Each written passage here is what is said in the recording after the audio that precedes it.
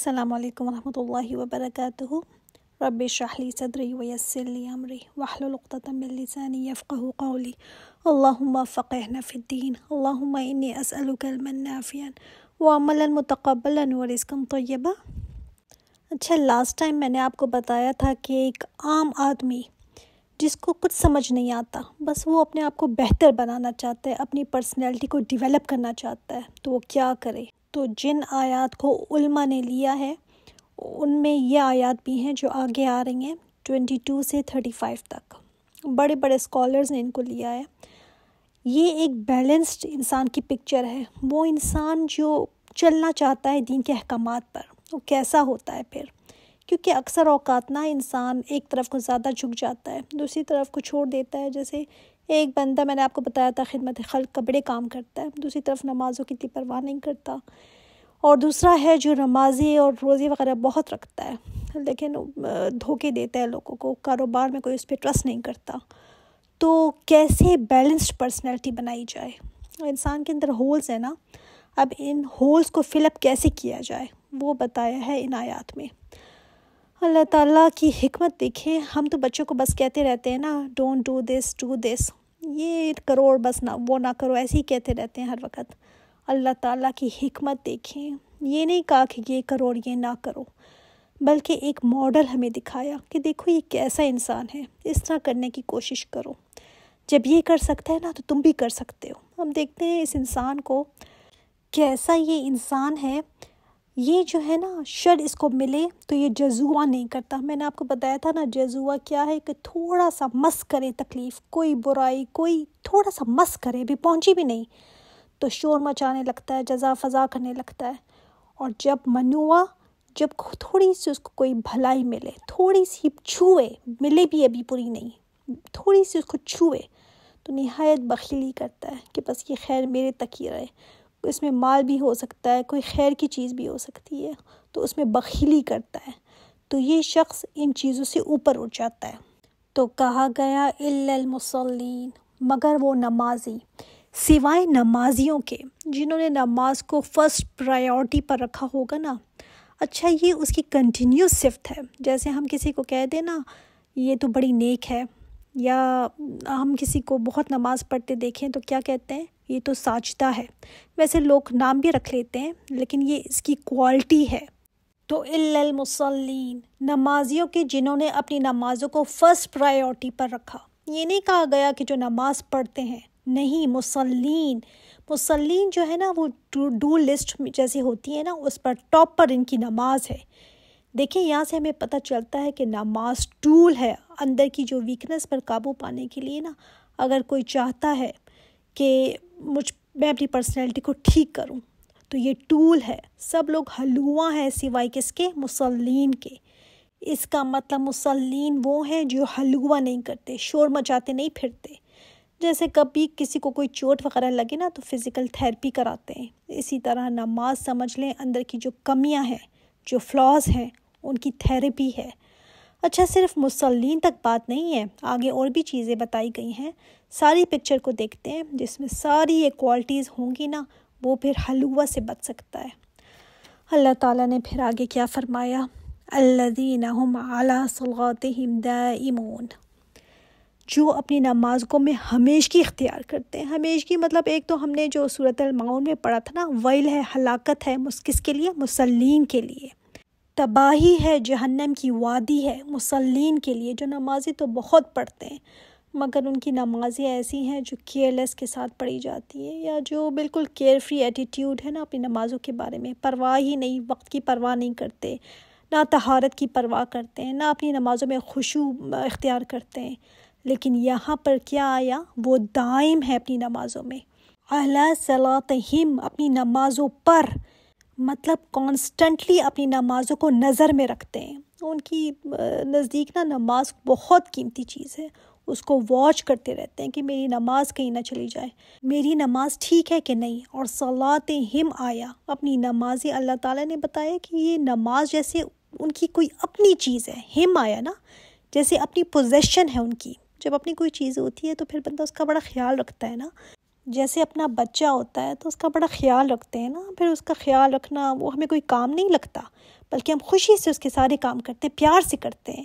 اسی طرح نماز ان کو ایسی اچھی لگتی ہے، بوجھ نہیں لگتی، ان کو اپنی چیز لگتی ہے۔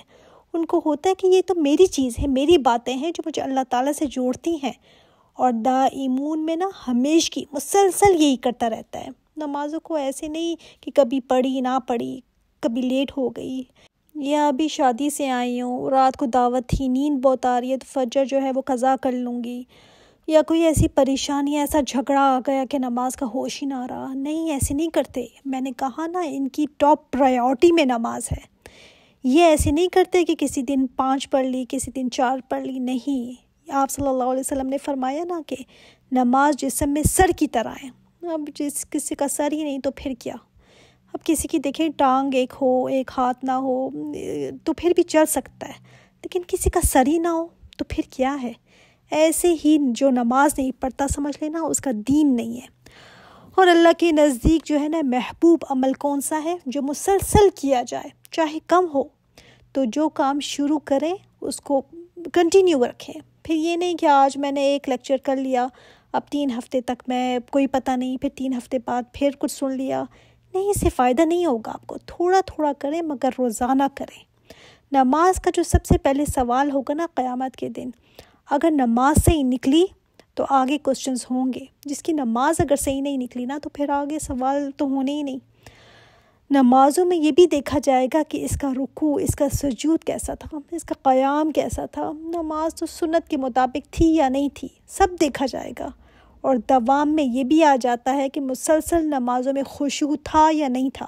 صرف کوانٹیٹی نہیں، کوالٹی بھی دیکھی جائے گی۔ اور بے نمازی میں یہ نہیں کہ نماز ہی نہیں پڑھتی تھی، نہیں، بلکہ وہ بھی بے نمازی ہے جس نے کبھی 4 پڑھی تو کبھی 2 پڑھی اور کبھی پڑھی نہیں۔ لوگ کہتے ہیں کہ بے نمازی کی سزا تو ایسے کوئی قرآن میں نہیں بتائی گئی، تو ایسا کیا؟ بے نمازی اس دن نا قارون، فرعون کے ساتھ ہوگا، تو کیا ان کا انجام بہت اچھا ہے؟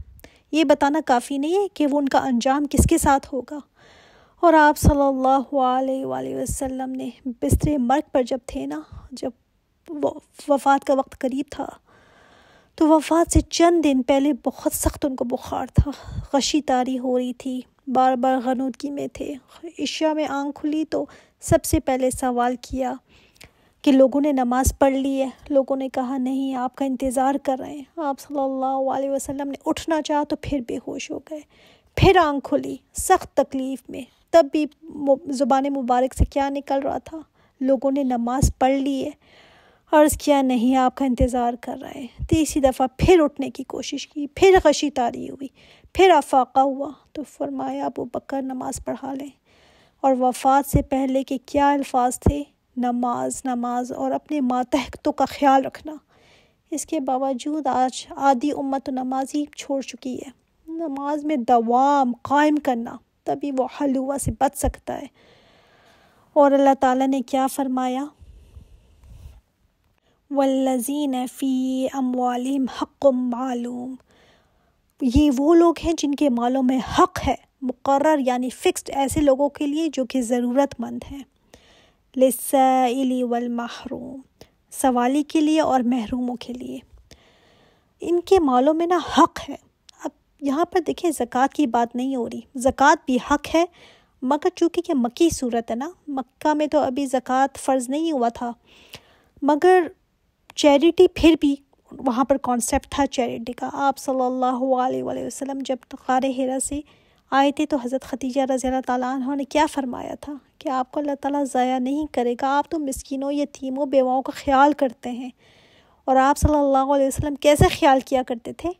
ان کے اوپر خرچ کرتے تھے، مطلب کانسیپٹ تھا ان لوگوں میں چیریٹی کا، خیرات صدقہ کرنے کا۔ تو یہ وہ لوگ ہیں جو اپنے مالوں میں حق سمجھتے ہیں غریبوں کا۔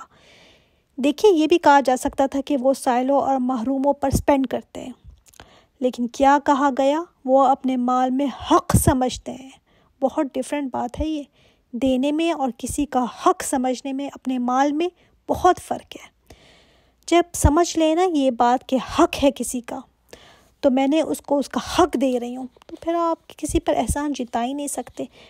پھر کس بات پر احسان جتا کر دوسروں سے شکریہ ایکسپیکٹ کرنا، یا یہ ایکسپیکٹ کرنا کہ میں نے تو اس کو اتنا دیا ہے تو اب یہ بھی میرا تھوڑا کام کر لے؟ کس بات پر؟ بڑا بننا، میں نے تو خرچ کیا، اس پر نہیں۔ وہ تو حق ہے اس کا. جب دماغ میں آ جائے نا کہ حق تھا اس کا، تو کیونکہ ہمارے دماغ میں یہ ہوتا ہے کہ میں دیتی اتنا ہوں تو ایکسپیکٹیشنز شروع ہو جاتی ہیں. تو ایکسپیکٹ کیسا کرنا جب کہ حق ہے ان کا جو آپ کے مال میں تھا. تو وہ سمجھتے ہیں حق. اس سے پتہ چلتا ہے کہ ان کی تھنکنگ کیسی ہے نا. سبحان اللہ. اگر کہا جاتا دیتے ہیں تو پھر تو ہم سارے ہی دیتے ہیں. کوئی زیادہ دے دیتا ہے، کوئی کم دے دیتا ہے، کوئی $1 دے دے گا، کوئی 100 دے دے گا. مگر جب بندہ کہتا ہے نا حق ہے اس کا، تو پھر شکریہ بھی نہیں ایکسپیکٹ کرتا، کوئی اور چیز بھی ایکسپیکٹ نہیں کرتا. یہاں پر دیکھیں مالی قربانی کی بات آئی. پہلے کس قربانی کی بات آئی تھی؟ ٹائم کی قربانی. کیوں؟ کیونکہ نماز ٹائم مانگتی ہے نا. اپنے کام چھوڑ کر نماز کو آگے کرنا. تو انرجی کی بھی قربانی، کیونکہ بندہ اپنی انرجی لگاتا ہے نماز میں. اب میں آرام سے لیٹی ہوئی ہوں تو نماز کے لیے اٹھنا اپنے انرجی مانگتا ہے نا. پھر مال جو ہے نا انسان کو بہت پیارا ہوتا ہے. اللہ تعالیٰ نے فرمایا نا انسان مال کی محبت میں بڑا شدید ہے. مالوں کے پیچھے دیکھا نہیں کیا کیا لوگ کر لیتے ہیں.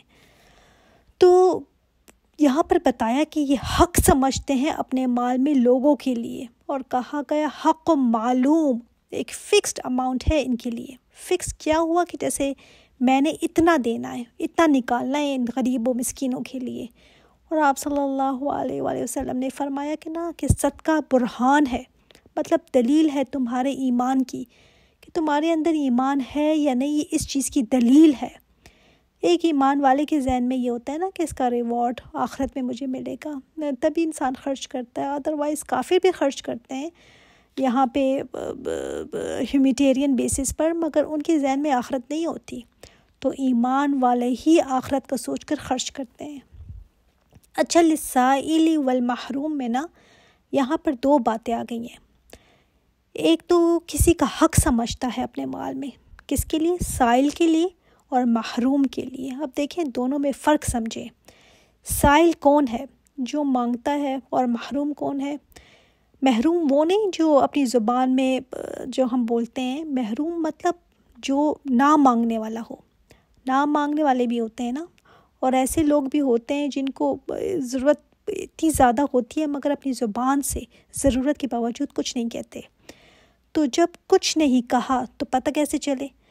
دیکھیں جو لوگ کمیونٹی میں رہتے ہیں نا، لوگوں کے دکھ سکھ میں پتہ رکھتے ہیں، لوگوں کا حال حوال پوچھتے رہتے ہیں، جو اپنی زندگی میں گم نہیں رہتے، تو یہ ایسا شخص ہے جو مانگتا نہیں ہے مگر اس کے حالات سے پتہ چل جاتا ہے کہ اس کو ضرورت ہوگی. مثلا کسی کی جاب دیکھ کر، اس کی جاب دیکھ کر میں سمجھ جاؤں کہ یہ کتنا کما لیتا ہوگا، یا اس کے اتنے بچے ہیں پتہ نہیں کیسے پورا کرتا ہوگا، یا اس کا تھوڑا بہت حلیہ دیکھ کر بندے کو اندازہ ہو جائے کہ یہ کیسے رہتا ہوگا.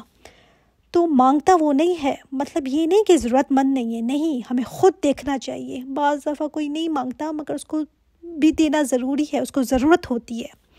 بعض دفعہ لوگ مانگ کر لے لیتے ہیں، تو مانگنے والے کو بھی دو. اچھا، بعض دفعہ نا بندے کے پاس اگر جیسے کوئی مانگ لے اور کیش نہیں ہے یا جیب میں کچھ نہیں ہوتا، تو اللہ تعالیٰ نے دوسری جگہ کیا فرمایا کہ اگر تمہارے پاس نہیں ہے دینے کو تو سائل کو پھر جھڑکو نہیں. تم اگر مدد کر سکتے ہو تو کرو، اور اگر تم مدد نہیں کر سکتے تو اس سے ہارش نہیں ہونا، سختی سے بات نہیں کر سکتے تم. بعض دفعہ دیکھیں لوگ جو ہے نا کچھ نہیں دیتے مگر غریبان سے پکڑ کر دھکے دیتے ہیں، سناتے ہیں. نہیں اگر کر سکتے، نہیں دے سکتے آپ، تو قرآن میں ہے کہ آپ اچھی طرح بات کریں. آپ جھڑک نہیں سکتے، اس پہ ہاتھ پاؤں نہیں اٹھا سکتے اپنے. تو کہا گیا یا تو دے دو اس کو کچھ، یا اگر نہیں دے سکتے تو اچھی طرح بات کر کے کہہ دو کہ ابھی سوری میرے پاس نہیں ہے. یہ طریقے نہیں ہیں جو ہم نے پکڑے ہوئے ہیں کہ ڈانٹنا شروع کر دینا، دھکے دینا، دھتکارنا. اور سائل میں نا ضروری نہیں ہے کہ کوئی فقیر ہی اسٹریٹ پر مانگ رہا ہو آپ سے. نہیں، سائل میں نا کوئی آپ کا رشتہ دار یا کوئی قریبی دوست یا کوئی پڑوسی بھی ہو سکتا ہے. اور بعض دفعہ یہ بھی ہوتا ہے کہ اسے پیسے کی ضرورت نہ ہو، کسی کام کے لیے آیا ہو جو آپ کر سکتے ہو. اگر آپ نہیں کر سکتے تو اچھے طریقے سے اس کو اپولوجائز کریں، لیکن ڈانٹنا کہ تانا دینا یہ نہیں کر سکتے. اگر آپ نے دینا ہے تو اللہ تعالیٰ کی خاطر دینا ہے نا، اور اگر نہیں دے سکتے تو اچھے طریقے سے بات کریں یا خاموش رہیں. ویسے نا اسلام کے اندر کسی سے پیسے مانگنا اچھی بات نہیں ہے. یہی سکھایا گیا ہے ہمیں کہ جب مانگو جب بہت اشد ضرورت ہو. بہت اشد ضرورت، کیونکہ جب انسان مانگتا ہے نا تو اپنے آپ کو گراتا ہے دوسرے کے آگے۔ قیامت کے دن ایسے بھی لوگ ہوں گے جن کے چہرے نا اسکریچڈ ہوں گے، زخمی ہوں گے۔ یہ وہ ہیں جو بغیر ضرورت کے بس مانگا کرتے تھے۔ بعض لوگوں نے پکڑا ہوا ہوتا ہے نا، ایسی ضرورت نہیں ہوتی، بس مانگتے رہنا، تو ان لوگوں کے لیے وعید ہے جو بغیر ضرورت کے مانگتے ہیں، تو ان کا چہرہ ایسے زخمی اسکریچڈ ہوگا۔ آپ صلی اللہ علیہ وآلہ وسلم نے قسم کھا کر فرمایا ہے کہ جو یہ کرتا ہے نا، ضرورت نہیں ہے، بس عادتاً ایسے ہی مانگتے رہنے کی، تو اللہ تعالیٰ اس کا فقر کبھی نہیں ختم کرتا، اور یہ آپ صلی اللہ علیہ وسلم نے قسم کھا کر فرمایا ہے۔ تو دیکھیں، جہاں نا لوگ باہر ریسٹورنٹس میں کھاتے پیتے ہیں مگر لوگوں سے پھر مانگتے رہتے ہیں، اتنی ضرورت مند اگر ہیں تو پھر باہر سے ایسے عیاش والے کھانے کیوں کھاتے ہیں؟ اپنا دیکھنا چاہیے نا انسان کو، نہیں عادتاً مانگتے رہنے کی عادت ہے، اور پھر شاہ خرچی ایسے کرتے ہیں، نوکر چاکر رکھے ہوئے ہیں، دیکھ کر پتہ چلتا ہے کہ اگر ان کا رہن سہن اچھا ہو، بڑی بڑی بوتیک سے چیزیں خریدتے ہیں، اپنا ریسٹورنٹس میں کھاتے پیتے ہیں، اور پھر جو ہے وہ جگہ جگہ بس مانگتے پھرتے ہیں، تو پھر یہ لوگ ضرورت مند نہیں ہے۔ یہ ان کا لائف سٹائل نا لگژری والا اگر ہے تو اس کو پورا کرنے کے لیے اگر مانگتا پھرتا ہے تو پھر وہ ضرورت مند نہیں ہے۔ جس کو ضرورت ہو وہ الگ چیز ہے، اور جو لگژری میں اسپینڈ کرے وہ الگ چیز ہے۔ تو دیکھنا چاہیے کہ اگر میری ضرورت ہے، میری حالت ایسی ہے، اس حد تک میں پہنچ چکی ہوں، تب کسی کو کہوں، ورنہ نہ کہوں، یہ اچھا نہیں سمجھا جاتا۔ سمجھ آ گئی نا آپ کو بات صحیح طریقے سے؟ والذین یصدقون بیوم الدین، اور وہ لوگ جو تصدیق کرتے ہیں یوم جزا کی۔ اور تصدیق کرنا کیا ہوتا ہے؟ ان کو تو کوئی شک ہے ہی نہیں، گواہی دیتے ہیں کہ ہاں ایسا ہی ہوگا، یوم الدین آنا ہے، جزا سزا کا دن ہے، ایسے تصدیق کرتے ہیں جیسے اپنی آنکھوں کے سامنے اسے دیکھتے ہیں۔ اچھا، یہاں پر اس دن کی تصدیق کی بات کیوں آئی؟ اللہ، رسول و کتاب و یہ سب بھی تو ایمانیات ہے نا، ان کی تصدیق کی بات کیوں نہیں آئی؟ اس لیے کہ اس صورت کا جو تھیم ہے نا، قیامت کے دن سے دیکھیں بات شروع ہوئی نا، اس دن کے عذابوں سے بات شروع ہوئی، اور اس کے گرد ہی گھومتی ہے صورت۔ اس لیے یہاں پر یہ بات آئی کہ یوم جزا کی جو تصدیق ہے نا، یہ وہ چیز ہے جو سارے اور کام کروائے گی، کیونکہ جب انسان کو جزا سزا کا یقین ہوتا ہے نا، تو انسان پھر سائل کو بھی دیتا ہے، محروموں کو بھی دیتا ہے، جو مانگتا ہے اس کو بھی دیتا ہے، اس کی نماز میں پھر خشوع بھی ہوتا ہے، اس کو پھر فکر بھی ہوتی ہے کہ میری نمازیں جو ہیں وہ ٹھیک نہیں ہیں، میں کیسے مطمئن رہ سکتی ہوں، میں اللہ کو یہ کیسے دکھاؤں گی؟ تو جزا سزا کے دن کا یقین ہی اس سے چیزیں ٹھیک کروا لیتا ہے۔ والذین هم من عذاب ربهم مشفقون، اور یہ وہ لوگ ہیں، سبحان اللہ، وہ اپنے رب کے عذاب سے ڈرنے والے۔ یہ ایسے لوگ ہیں نا، اللہ تعالیٰ نے دیکھیں یہ نہیں فرمایا کہ تم ڈرو، تم یہ کرو، ایسے کرو، ویسے کرو، نہیں، اللہ تعالیٰ دکھا رہے ہیں کہ یہ کیسا انسان ہے، اس کی نمازوں میں خشوع ہے، دوام ہے، اپنے مالوں میں دوسروں کا حق سمجھتا ہے، ان کا حق سمجھ کر ان کو دیتا ہے، پھر بھی اس کی حالت یہ ہے کہ اپنے رب کے عذابوں سے ڈرتا رہتا ہے۔ اللہ اکبر! ہم تو تھوڑا سا کوئی کام اچھا کر لینا تو ہمیں لگتا ہے بس جنت تو میری ہے، میں نے تو جنت میں جانا ہی جانا ہے۔ یہ لوگوں کو ڈر لگا رہتا ہے کہ میں نے اللہ کے سامنے جواب دہی کرنی ہے، میرا یہ کام بھی ٹھیک نہیں ہے، وہ کام بھی ٹھیک نہیں ہے۔ پیچھے آیا تھا نا کہ یہ لوگ تصدیق کرتے ہیں جزا سزا کے دن کی، تو یہ تصدیق کا ہی نتیجہ ہے نا کہ ڈرتے رہتے ہیں اس دن کے عذاب سے۔ یہ نہیں کہتے کہ ہم تو امتی ہیں، ہم نے کون سا حساب دینا ہے، آپ صلی اللہ علیہ وسلم نے شفاعت کرا دینی ہے، کوئی مسئلہ ہی نہیں ہے۔ نہیں، ان کو فکر لگی رہتی ہے کہ اللہ تعالیٰ میرا ایک ایک چیز دیکھے گا، میری نیت تک کا دیکھے گا، میرے قول دیکھے گا، تو میرا کیا بنے گا۔ اور آگے جو آیت ہے نا، وہ بتاتی ہے کہ واقعی میں ڈرنا چاہیے، کیونکہ اللہ تعالیٰ نے فرمایا ان عذاب ربہم غیر مأمون، بلا شبہ عذاب آپ کے رب کا ایسا ہے کہ ناک بے خوف ہوا جائے اس سے۔ مطلب یہ نہیں کہ انسان ہی کیسے سوچ سکتا ہے کہ کچھ نہیں ہوتا، اتنے عذاب کا دیکھے پڑھ کر انسان آرام سے کیسے کہہ سکتا ہے کہ کچھ نہیں ہوتا۔ اللہ تعالیٰ نے فرمایا کہ اللہ تعالیٰ کا عذاب ایسی چیز ہے کہ نہ بے خوف ہو کر بیٹھو آرام سے۔ آپ صلی اللہ علیہ وسلم نے جب تبلیغ شروع کی تھی نا، تو تبھی یہ آیت اتری تھی کہ آپ اپنے قریبی خاندان کو انذار کریں۔ آپ صلی اللہ علیہ وسلم نے فرمایا تھا، اے بنو کعب اپنے آپ کو آگ سے بچاؤ، اے بنو مرہ اپنے آپ کو آگ سے بچاؤ، اے بنو شمس اپنے آپ کو آگ سے بچاؤ، اے عبد مناف اپنے آپ کو آگ سے بچاؤ اے بنو ہاشم، اپنے آپ کو آگ سے بچاؤ۔ پھر فرمایا اے فاطمہ بنت محمد، اپنے آپ کو آگ سے بچا لو۔ تو پھر کیا ہم سوچ سکتے ہیں کہ ہمیں کوئی خطرہ نہیں ہے؟ آپ صلی اللہ علیہ وسلم نے فرمایا کہ جہنم سے ڈرو، کیونکہ جنت کا ایک قطرہ دنیا میں تمہارے پاس اگر آ جائے نا تو تمہاری ساری دنیا کو میٹھا کر دے، اور جہنم کا ایک قطرہ اگر تمہاری دنیا میں آ جائے تو تمہاری دنیا کو بالکل کرکرا بدمزہ کر دے۔ اور یہ جو ڈر ہے نا، اللہ تعالیٰ کی طرف سے انسان کے لیے رحمت ہے، اس لیے کہ جب انسان ڈرتا ہے نا تبھی وہ کام کرتا ہے، اللہ تعالیٰ نے جو حکم دیے ہیں ان پر عمل کے لیے دوڑتا ہے اور گناہوں سے اپنے آپ کو بچا کر رکھتا ہے۔ جب ڈر ہی نہیں کسی چیز کا تو پھر کیا بچنا کسی چیز سے؟ اور جس کو اپنی مرضیاں کرنی ہوتی ہیں نا تو وہ یہ باتیں بھی پھر سننا نہیں چاہتے، کہتے ہمیں نہ سنایا کرو۔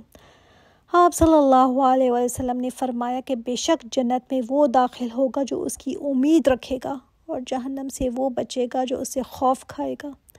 کیا مطلب ہے اس کا؟ جہنم سے خوف کھانا نا، اس دن سے خوف کھانا ضروری ہے، اور یہ خوف بھی ضروری ہے کہ کہیں اللہ تعالیٰ مجھ سے ناراض نہ ہو جائے، مجھ سے کوئی ایسا کام نہ ہو جائے۔ تو امید کا اور خوف کے درمیان ہی نا ایمان ہے، لیکن زندگی کے اندر نا خوف غالب ہونا چاہیے اور موت کے وقت امید غالب ہونی چاہیے۔ آگے انشاءاللہ تعالیٰ ہم نیکسٹ ٹائم دیکھیں گے کہ وہ کس طرح کا انسان ہے، وہ کون سا ماڈل ہے جو اللہ تعالیٰ ہمیں دکھانا چاہ رہے ہیں، اس میں کون سی اور کوالٹیز ہیں۔ تو انشاءاللہ تعالیٰ نیکسٹ ٹائم اس کو آگے پڑھیں گے۔ السلام علیکم ورحمۃ اللہ وبرکاتہ۔